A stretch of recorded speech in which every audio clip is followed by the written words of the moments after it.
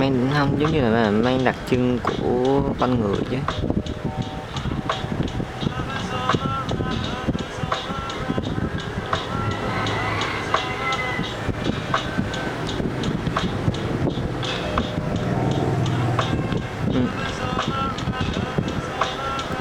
Mấy cái đó biết sao, nếu mà ấy là phải, nếu mà muốn làm là phải đi tới đó trải nghiệm.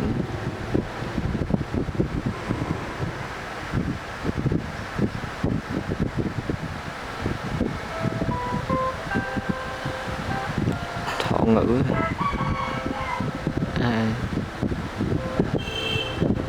hôm bữa ấy đúng không, mấy cái hình thoại đúng không.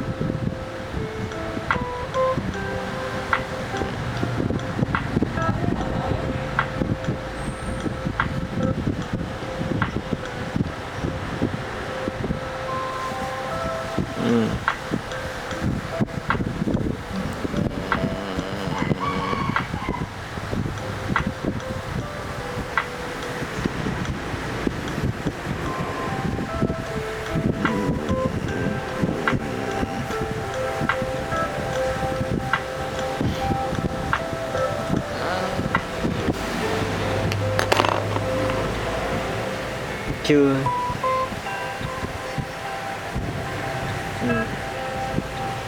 Rồi không đánh là chưa đánh.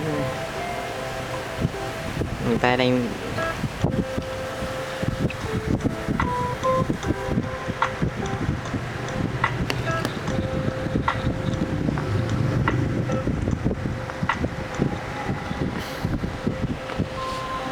không, kiểu giống như nếu mà mình làm cho cái văn hóa đó nó được nhiều người biết hơn, là giống như là một cách để mà PR dùm cho người ta rồi.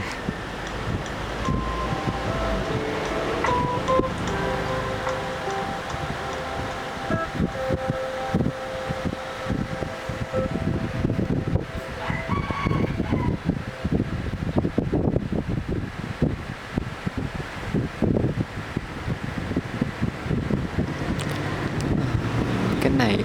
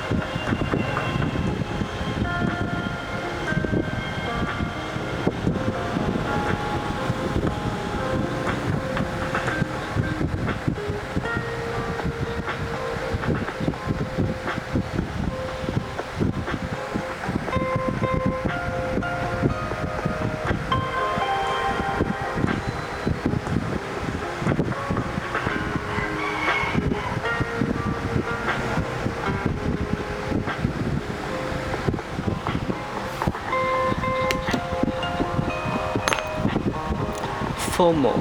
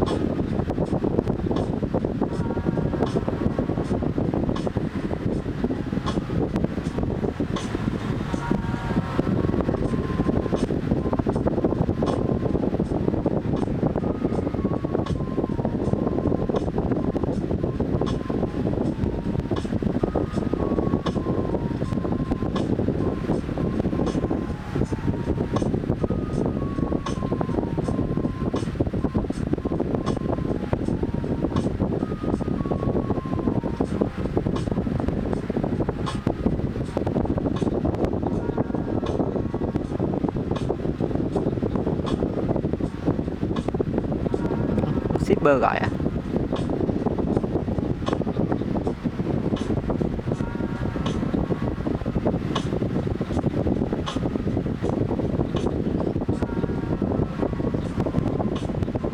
Như giờ bọn còn đang đi được mà.